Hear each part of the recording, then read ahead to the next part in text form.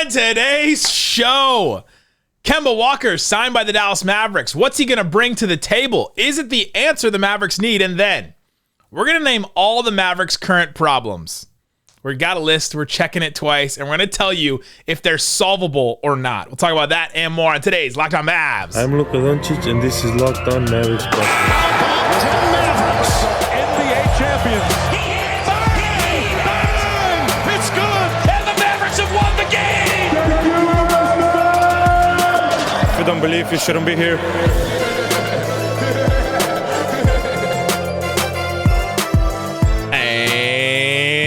Welcome. You are locked on to the Dallas Mavericks. My name is Nick Angstadt, media member and NBA channel manager for the Locked On Podcast Network. Thanks for making Locked On Mavs your first listen every day. We are free and available on all podcast platforms, including YouTube. Where the best way you can help us grow the show is to comment anything below.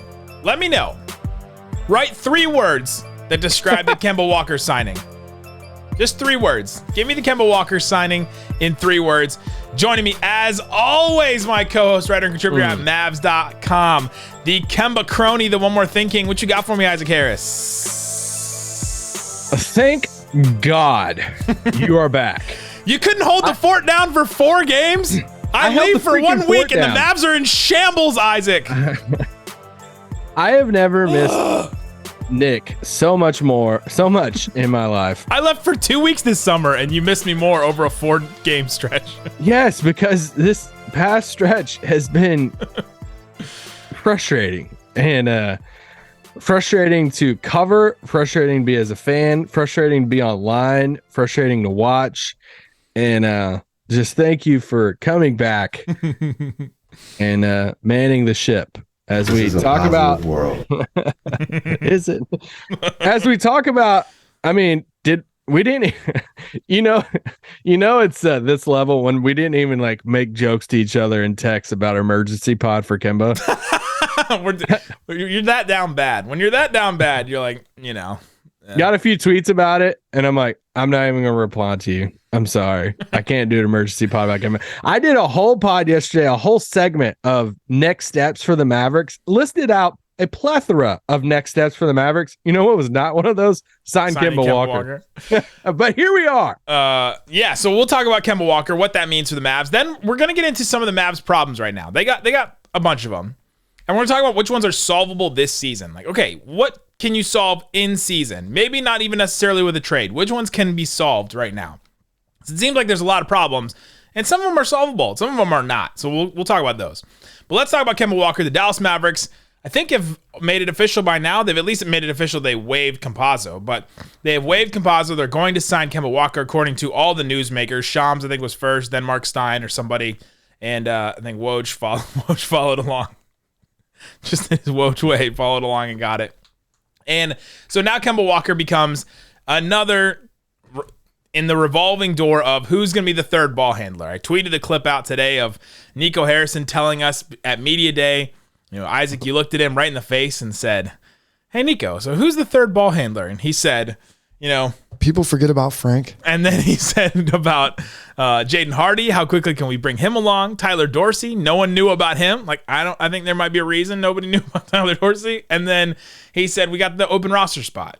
And that was the one you and I pointed to. It's like, okay, they got this open roster spot. They're going to keep trying out guys. They're going to keep trying until somebody hits. What do you think about Kemba Walker? Is he the guy that's going to hit? Well, I'm just glad that we asked Nico Harrison that question because, we always get the truth whenever you ask front office or head coaches questions. Media, we need to push harder, and ask more questions. Why are we not pushing? Why are we not putting the fuel to the fire here, Isaac? We got to push him more. Listen, Kemba's 32. He was pretty dang close to signing with Dallas a few years ago. I think that was a little underrated about how close he was before going to Boston, right? Before he went to Boston. I'm sure that story will come out soon. Somebody will revisit it over his first few days in Dallas, and we'll hear more about it. That's when, Boston made that trade that was like super unexpected, opened up a bunch of cap space, and like, whoa, now they're immediate players for Kemba. Kemba goes, to Boston. He was an all-star, just his first year in Boston in the 1920 season there. Right. and he averaged 20 points a game for them. Then he has that next season in Boston, and you kind of see a little slip then. And you're like, okay, you're kind of not the same player a little bit. Then he was 30 at that point. That was 2 seasons ago. And then last year, he spends last year in New York, plays 37 games in New York. He eventually, is in that trade going to Detroit. He gets waived. And now he's this 32-year-old smaller scoring point guard that's in obviously the back half of his career, the last leg of his career probably. He's been unsigned until now. So I think that is something especially to keep in mind, that Kemba is a name that we've known for a while. He's a household name for a lot of people. It's like, oh cool, we signed Kemba Walker.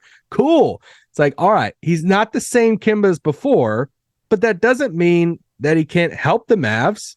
And so I guess where I am with it is I saw the tweet this morning, saw that he was signing Dallas, and I'm like, all right, cool. Like he'll probably give us more than what Facu did, but I'm not sitting there saying, hey, the vibes are back, put us in the conference finals again because we have Kemba. He's had this left knee situation, which you kind of referenced. Like at the tail end of Boston, he had this left knee problem, and then with New York, it kind of lingered around, and then he missed a bunch of games there. He started every game for New York. They expected him to be the starting guard to like answer a bunch of their problems because they needed a point guard, and then eventually Jalen Brunson became the answer to some of their problems. But Kemba was the one that was supposed to do that first. And so now, why did no one sign him, right? That seems to be a question now. It's like, why has no one signed him until now? A bunch of teams could use somebody like Kemba or a player like him. Is it because of the left knee situation? Is it because he was waiting for the right situation? Was it because, he wanted to be promised a certain amount of playing time or a certain role or something like that? Well, the Mavs didn't offer that to Dragic, so I don't know if they're going to offer it to Kemba Walker at this point. I don't know why someone didn't sign him, but I know what he's going to bring to the Mavericks, right? If he stays healthy, what he can bring to the Mavericks, I think he has way more upside than the Campazzo signing, right? Like I'm more upbeat about this one than I am about Campazzo. I knew exactly what I expected with Campazzo. I hoped that he would have one really good game, and then the rest of them would just be kind of us wondering what he was doing out there. But with Kemba, he's going to bring better shooting, right? He's better volume shooter than what Campazzo's going to bring. His passes aren't as insane or as creative or anything like that. He's never been like a super high assist guy, but he's going to be a guy that can at least get his own shot and get his own shot against some defenders, especially if he's playing in a second unit role that he hasn't done before. He hasn't been a off the bench guy since his rookie year, basically.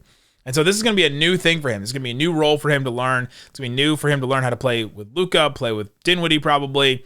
And it's going to be interesting to see them bring him along and what exactly they expect out of him. Is he going to be like a once every 5 days guy, or are they going to give him a little bit more of a role? Because at this point, I think everyone, if they didn't see the problem with the third ball handler, vacuum during the offseason, and we don't think that Jason Kidd and Nico Harrison either believed it or thought it was a problem or thought that they had the answer on the roster. If they didn't think it then, they got to know it now, because it's been such a clear problem for this team that they don't have that third ball handler. They have Luka and Dinwiddie, and when those two guys either aren't right during a game or aren't playing during a game because they're sitting or resting, the team is screwed. Like, they just have no other offensive options to go to. And so maybe they saw all this and they're like, all right, let's go back to Kemba. He wanted a little bit more of a role. And so let's see what else he's got.Maybe he got that time off at the end of the last game he played was what? He didn't play towards the tail end of that Knicks season. The last game he played was February 2009. February 16th, 2022. So he's been off for a good while now. I mean, he's been off for what's that, like 8 or 9 months. So maybe that gave him a little bit of time, like the Al Horford rejuvenation, like Thunder season, right? Like he was with the Thunder, didn't play, and then all of a sudden the next season with the Celtics, he was rejuvenated. Maybe that's what gets Kemba back to a spot where what we expect from him is not a ton either. I'm expecting start him at like 10 minutes a game, start him at, spot playing here or there. It's sort of the same thing when they brought JaVale McGee in. Did you say start him? No, spot play him. I almost said spot start because that's usually the phrase. But yeah, with Kemba Walker, there's not huge expectations. We'll see what he can bring, and it's at least has more of an upside than some of the other tries the Mavericks have had at this so far. Coming up, let's talk about some of the problems. We mentioned the third ball handler problem. Is that one solvable with Kemba or People forget about Frank. or some of the other players on the Mavs roster? And then let's talk about some of the other problems. Are they solvable? Talk about that coming up. But before we do, let me tell you about Turo. Isaac, this is something you've actually used in your life. Turo is the world's largest car sharing marketplace where you can book a car, any car you want, wherever you want it, from a community of local hosts. What did you like about Turo? It's just so easy. I was going to show you the app on my phone right now because I still have it on my phone. It wouldn't look good on YouTube, but no, it's just so simple that you can just pull up, rent a car, and I had it for 24 hours, drove a Tesla, and it was a lot of fun. Yeah, so if you're needing to get somewhere and if you're needing to rent a car, or if you just want to test drive a new electric vehicle like Isaac did. He wanted to see what a Tesla was like, and he wanted to try it out. And so he got to see how it worked. We got to use it. We got to see how it had like its own light show, and then you can set the blinker can be a fart noise if you want to. Like, we tested all that kind of stuff. So many Turo hosts can even deliver the car right to you. Every trip is backed by liability insurance. Terms and conditions and exclusions apply. Forget boring rental cars and find your drive at Turo, Turo.com. All right, Isaac Harris. We've talked about Kemba Walker. The Mavericks bring him in to address one of their big glaring problems is that they only have two guys that can dribble on the whole roster, it seems like, at certain points during the season. And they need to bring somebody else in. Yeah, I just want to add this real quick about Kemba. You mentioned that he's a better shooter. He is a better shooter than Facu is. You look at even his like unguarded catch and shoot shots that you think back to a couple instances that, Composite was playing on the floor the few times he did play.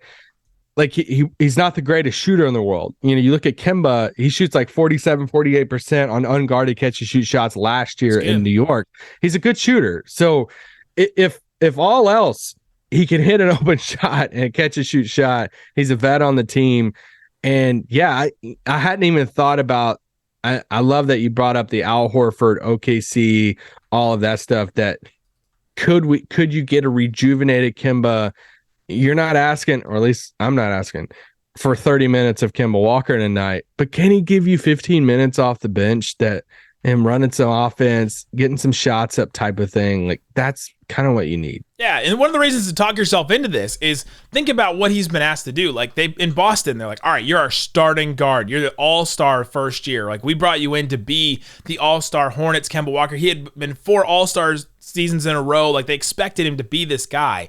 Then he goes to the Knicks, and they're like, you're going to be the answer for us. Start every single game. Even when they knew he was playing terribly. Like, he was playing really bad even to start the season. They started him every single game still. There wasn't even a point last season for the Knicks when they benched him, right? Like, he started to play less minutes, but they still started him because they revered who he was and the player that he was and what they brought him in to be, right? It's just, there's weird politics with how you start players or how you bring in players and you don't want to start them sometimes. But with Kemba, now he comes in a different role. This is something new for him, and maybe this will work for him. Maybe this will be a situation. It's a lot like the Christian Wood thing. He's got to prove something to the Mavs, and the Mavs have to prove something to him. And he didn't look good in New York. Let's just make that very clear. He had some good games, though. He had some really good games for the Knicks. He's not coming to Dallas with high expectations. Isaac, he dropped 44 in a game last year. He's going to do that every game for the Mavs now. I mean, let's hope. Would you laugh out loud if Jason Kidd starts him like next week? He gets a start. I would laugh out loud at the suggestion of that scenario. He gets a start. What are the odds that Kemba Walker starts before Christian Wood? Leave that in the comments. Oh my gosh, let me know. Let us know in the comment section below. All right. Let's talk about the Mavs. I think I have nailed down all the Mavs problems. Now you tell me. Really? Yes. How much? Yeah. Did our time limit for this pod? The on-court problems. Tell me which ones I'm missing. Ball handler or third ball handler. That's one. Ding. I got the ding ready for you. The JaVale McGee, Dwight Powell, they still have a vacuum situation at center. Still bad. Jason Kidd's rotations. I think it's all jumbled up and doesn't seem like it's working. Kidd's mishandling of Christian Wood. I think just overall. I think that's another one.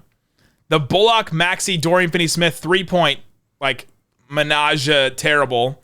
30% on 12.5 3-point attempts a game from those three. That's bad. I put Tim Hardaway Jr. as its own problem. He's shooting 31, 29, 92. That's his shooting splits. Like, awful. That one's terrible. And then I think also they're not getting enough from Dinwiddie. From what the team is right now, Dinwiddie's playing well, but they're not getting enough from him for what they need right now. Like 17 points a game, 13 shots per game, and only 2 free throw attempts per game. Like, it's just not enough for what they need. For the Mavericks to play well, the style that they're playing and the game plan they're playing, he would have to be giving them way more. So that's not enough. What am I missing? I mean, that's a decent amount of problems. Thank you. I think I nailed them. Yeah. I think you did. I don't think there's any Luka. The only thing I was trying to think of is like Luka's usage being so high. Is that a problem? I think it gets answered. I think it gets answered with the other stuff. It's more from Dinwiddie, another ball handler, the rotation, just how much they ask of Luka. But I agree. I think that all gets answered if you answer some of those other questions. So let's go through them one by one then and see which ones are solvable this season. Did you mention year 2 Jason Kidd? I mentioned Kidd's rotations and Kidd's mishandling of Christian Wood. Is that enough? Or you want me to do something else? No, you're good. No. The third ball handler. I think with Kemba, that's at least trying. Jaden Hardy, they're bringing him along. That was always going to be their process with this, and he looks to be playing well and shooting well in the G League, and playing better this season than he did last year. So that's at least a positive. I don't know if they can solve that one unless they actually make a trade, though. How do you want me to answer this? Can they solve it in season, basically? They can, but I don't think the answer's on the roster at the moment or with Kemba Walker. I said this on yesterday's pod. I'm still shocked that they haven't made a trade for another ball handler. I think it's just that confusion of we had something that worked last year after the KP trade of we had 3 legit dudes who could create, handle the offense. One guy sits, you can have 2 of them on the floor, and they've just walked away from that. And it's like, all right, cool, glad that worked. They've stiff-armed that thing. They stiff-armed it and said, we don't need that. And you're like, okay, hold on. Heisman, stiff-arm, get off. Like, we're not going to do that again. And so I'm shocked. I thought, in my mind, we're not going to do it again, but it's happening, like the trade and just talking with different, and it's like, it still hasn't happened. And that's what has shocked me a little bit of it didn't happen before the season. It still hasn't happened now. You haven't went out and gotten a Jordan Clarkson or whoever it is that can be that legit third guy. I didn't think that we'd be, doing the, all right, let's spin the wheel. Now it's Kemba's turn. And it was, Facu before, and we got to see more of Frank, and I got to see more of Frank and, these guys on the team, and I didn't forget about Frank. I didn't think we'd be doing this right now. People forget about Frank. Oh, that's my new favorite drop. And high quality audio too, because it's straight from us. People forget about Frank. Yeah, I don't think they can solve that one in season unless they make a trade, right? I don't think the answer's on the roster. I have hopes for Kemba, but I don't think that's going to be the direct answer. It's maybe going to answer it a little bit more than Campazzo did, or than no one. But it's going to answer it more. The JaVale McGee, Dwight Powell center situation. The question is, can Dwight Powell be good enough? Can JaVale McGee eventually be a playable center, or will Maxey be enough? Can the Maxey Christian Wood thing be enough? Is that the answer? Is that solvable with the players on the roster?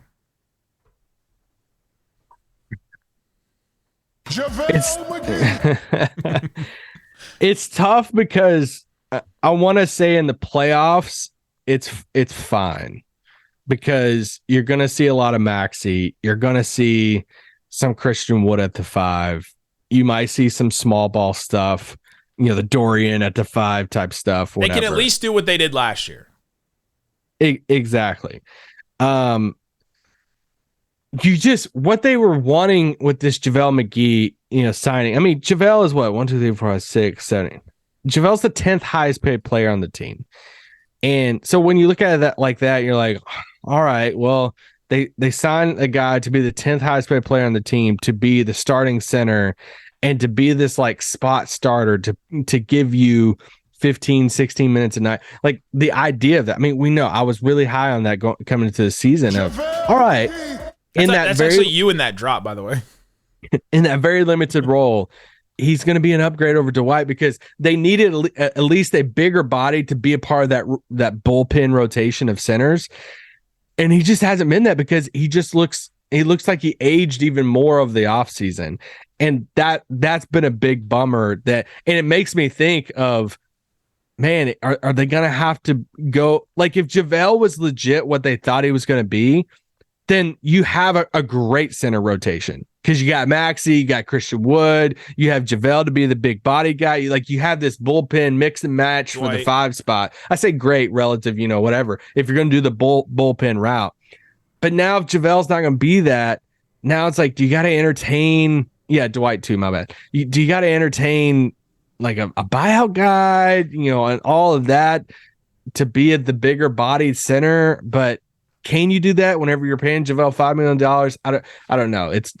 I want to say, to answer your question, I want to say that they can patch it together with some super glue with the guys they have to make the 5 spot work. I have to think that JaVale McGee is going to be better than what he's shown so far. Like, it's just, I don't know if it can get worse than what JaVale's been so far. He's got to. I talked recently in an episode where I played some of JaVale McGee's comments post game. I think it was after the first Nuggets game recently. So if you want to go back and listen to those, I thought JaVale had some great comments about how he's used to being a drop center where he plays drop defense, and they've been asking him to be an up to the level, defensive player. And that's really messed with him. And then then there's also just the slowness of the way that he's exploded and all that kind of stuff. So there's difference between what we saw JaVale last year and what we saw this year a lot. And so coming up, let's get into a couple other of these problems. Are they solvable? Jason Kidd's rotations.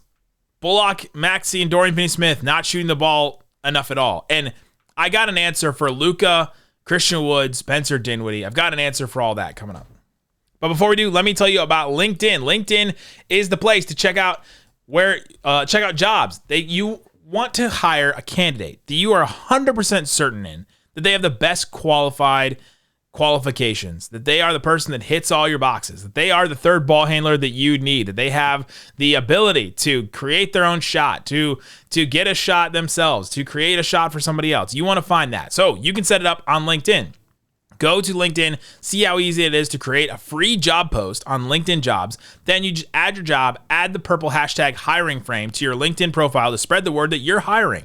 Simple tools like screening questions make it easy to focus on candidates with the right skills.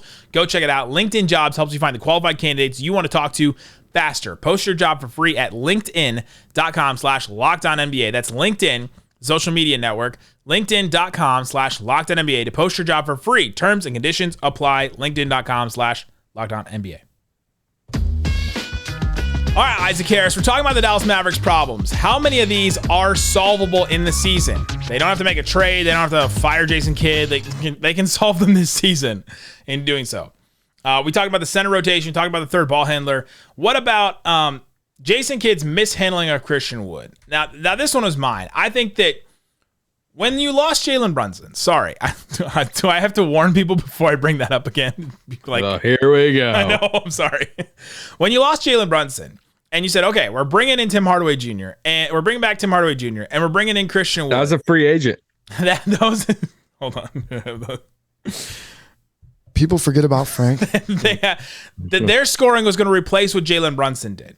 Okay, well, that would be the case if Tim was not shooting terribly, like literally god awful, like just awful in the tank. And if Christian Wood was handled, I think, in the right way. He's playing 25 minutes a game, 5th on the team right now, and he's just clearly the second best scorer on the Mavericks, I think, right now. He's maybe the best shooter on the Mavericks. Like I have more confidence in a Christian Wood 3-point shooter. Who do you have more confidence in as a 3-point shooter? Christian Wood, or just name anyone else on the Mavericks right now? Luka. A 3-point shot? Yeah. I don't know. I think I may. At the end of the game, you'd rather Christian No. Wood Just at any time during a game, just at any moment, like a shot goes up, and you're like, I have more confidence that this is going to go in. I'd still take Luka, but I think Christian Wood would be my second. I guess it's Wood. Reggie Bullock. No, Wood, Bertans, Green, and Dinwiddie are all shooting 40% or above 40%. So, but anyway, yeah. I think that that whole situation, like it feels like Christian Wood's or Jason Kidd's been dangling the carrot in front of Christian Wood. He's been saying all the things like, all right, he's doing what we're asking him to do. He's going out there. Is he though? Is he dangling the carrot? I don't think he's shown him the carrot. It seems like he should be dangling the carrot in front of him and pushing him along and progressing along. And it seems like he hasn't taken that next step of like, all right, we're gonna give you some more responsibility now. We're gonna give you some more minutes. We're gonna give you a different part in the rotation. It doesn't seem like he's taking that next step forward. Just seems like he's keeping him at arm's length. Like, all right, I'm keeping you over there because I just don't believe that you can take that next step. And maybe he can't, but that whole situation I think has been handled poorly. What question you want me to answer with this? Because I can't talk about Christian Wood in a nuanced way or else people get mad. Can this be it?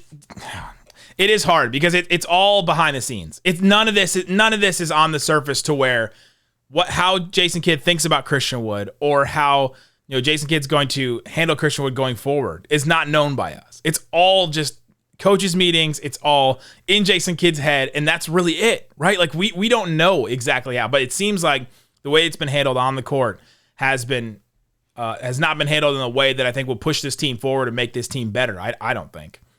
And so now it's like, will that be fixed? I don't know if you can answer that. So it's probably an unfair question to ask at this point in the season, but it's one of the Mavs problems. Because everybody has their opinion on what the fix is. Yeah. We see a super talented 6'10" guy, and I think a lot of people would even admit, like, hey, he's not a great defender.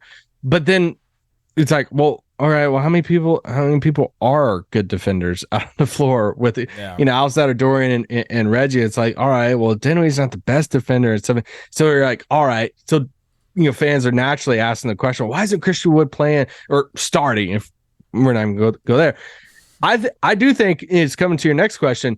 The thing that I do want is, and you do too, is I want to see him a little bit more with Luka Doncic, and because they do play well together, but then you have to ask the question of, okay, well, why don't we see them play together way more than what they do? Well, then they can't play together 48 minutes. All right. So who's going to be on the floor whenever they're off the floor? So here's my answer, I think. So one of my other problems I mentioned was not enough of Dinwiddie. Right now, when Luka plays on the floor with Christian Wood, they have 124.2 offensive rating. That's amazing. That's 2 points better than Boston, best in the league. Like it's an incredible offense. Their defensive rating when they play together, when Luka and Wood play together, it's in 500 possessions. Decent sample size at this point in the season. 114.7 defensive rating. That's bad. That'd be 23rd in the league. That's Orlando and Houston. That's literally their defensive rating right now. So it's not been good. But their offense is amazing. With Luka on the floor without Christian Wood, they've just been an average team. Right? So like having the dynamicism of Luka with Christian Wood makes them a dynamic team that makes their defense a little bit worse, but their offense a lot better. When Christian Wood plays without Luka, it's about 300 possessions. So smaller sample size. This one's a little bit more muddy. Their offense has been awful and their defense has been amazing, which is weird because you cover up, you don't have two like subpar defenders. You just have Christian Wood. And what I've come to conclude with all this and with just watching all these games is that Dinwiddie and Wood just don't work together, right? There's not a connection there that takes them from two good scorers on their own to an amazing duo or like even a good duo or a fine duo, right? They just don't work. How many times have we seen Spencer Dinwiddie run a pick and roll with Christian Wood and not hit Wood on the roll, where you're just watching and you're like, okay, from my vantage point, there should have been a pass there. He just didn't get it, didn't hit it, or he tried and turned it over. Or when he did try to hit Wood, it was like he throws it over to him in the corner and he posts up from like 20 feet away. That just doesn't work, that we've talked about over and over again, right? And so I think the answer is you got to put Luka with Wood more and then play Dinwiddie by himself. That answers the question of, all right, you got to put some juice into the offense. That's Luka and Wood together. And then you got to have more from Dinwiddie, and that's play him without Christian Wood and without Luka. And that gives you a little bit more of that because Dinwiddie can get his shot by himself better than what Christian Wood can do by himself. So that's where you adapt by the talent and the players you have instead of the players adapted to your system. Because if you do that, then you're moving away from having that second ball handler with Luka. You got to play your personnel. that you liked a lot with Brunson, you liked a lot, with Dinwiddie some last year. So if you do that, then you're kind of abandoning it and saying, all right, well, Luka, you're going to be the only ball handler in these lineups. But I agree with you. If Christian Wood starts, it's not a conversation for me about Christian Wood starting over Reggie or starting over whoever's going to play the five, Dwight Powell or something like that. I think if Christian Wood starts, I think it would be a Spencer Dinwiddie move it to the bench for that reason, because then you have three main offensive guys on your team in Luka, Dinwiddie, and Christian Wood. Then you got to at least have one of these guys that's going to play by themselves. And if you list those offensive numbers of Christian Wood without Luka, then maybe that is the switch up you make. You switch up Wood and Dinwiddie and say, all right, Dinwiddie, could you cook with the second unit type of thing? Yeah, maybe. I don't know what the right answer to that is. I'm cool either way. The Luka, Dinwiddie, Wood trio has only played 146 possessions together. Like that's not enough for me to know anything. But their offense has been god awful, and their defense has been terrible. when that lineup has been on the floor so far, they just haven't figured out how to play together, and it's really muddy because there's a bunch of just different games and different samples with those three.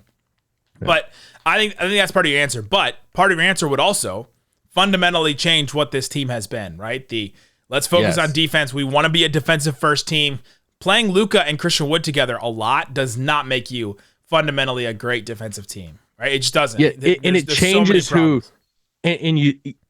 it changes away from what you were saying of like who you've been. Yeah. Because then you have to kind of embrace, we're not going to be good on defense, and we're not going to have the second ball handler next to Luka because of the roster construction, because you don't have another guy. If you had Brunson still on the team, then it changes so much, because then it's like, all right, we can still keep the second ball handler and we can put Christian Wood in there. So it does change up kind of your identity if you make that change. But I would much rather bet on the defense working together and improving from that. When what I talked about with Luka and Wood on the floor together, it's been average. 23rd in the league basically is what their defensive rating would be. I'm betting on that getting a little better, then somehow magically the offense when Luka is not on the floor getting magically better than that, or the lineups with Luka without Christian Wood getting magically better in some way. So there you go. That's a couple of those Mavs problems. The other ones, the guys shooting better. I think Bullock and Maxey and Dorian Finney-Smith will find it at some point. I don't know if they'll get to 40% or 44%. The Tim Hardaway Jr. one makes me nervous. That one is like, he just looks like he can't contribute really at all right now. Of all the things with Jason Kidd right now that people are frustrated about, this is my number one thing. We're at the end of the pod, so we can't go into this, but Tim Hardaway's role in the leash that he has and the green, frustrating. Part of it, I think, is he's letting him shoot it out, right? Like, I think he's letting him just all right, go out there and shoot it out, take the shots. You still have he still has a green light. He doesn't want to take away the confidence from him. I don't know if anyone can ever. I don't know if Jesus Christ can take the confidence away from Tim Hardaway Jr. right now. But I think that's what part of what Jason Kidd is doing. It would be my guess. So there you go. You know who should start in your life? Jesus. You need some holy play trade wave, Jesus Christ, the Holy Spirit, or God the Father. Let us know in the comment section. Give me 3 words on the Kemba Walker signing. Let us know what are these problems you think the Mavericks can solve, which ones are unsolvable. Let us know in the comment section below. We'll be back talking about the Mavs versus Warriors game tomorrow. So check back. We have every post game here. Guys, thanks so much for listening to Locked On Mavs. Peace out. Boom.